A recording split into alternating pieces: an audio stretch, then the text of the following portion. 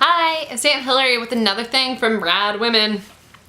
And they're actually talking about all the women whose names we don't know yet.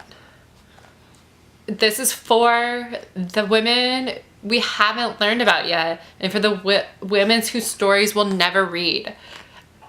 X is for the women whose voices weren't heard, for the women who aren't in the history books or the Hall of Fames or on postage stamps and coins. For the women who didn't get credit for their ideas or inventions, who couldn't own property or sign their own names. The women who weren't taught to read or write but managed to communicate anyway. Who weren't allowed to work but still supported their families, or who worked all day but weren't paid as much as men.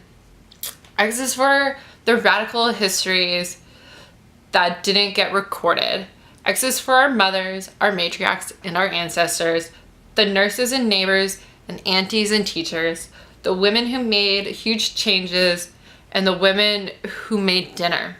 X is for the hands that built and shared and wrote and fought, the bodies that birthed and worked and strained to keep going, the feet that walked, ran, jumped, and balanced.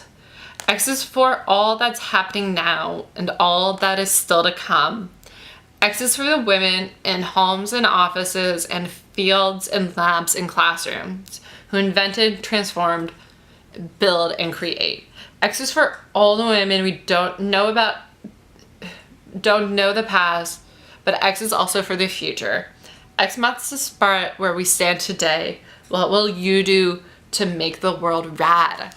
Remember, you can make a difference. It doesn't matter who you are or your place in the world.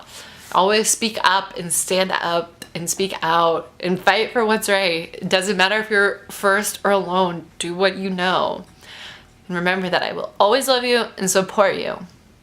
I love you and I miss you and I can't wait to see your little face. Bye.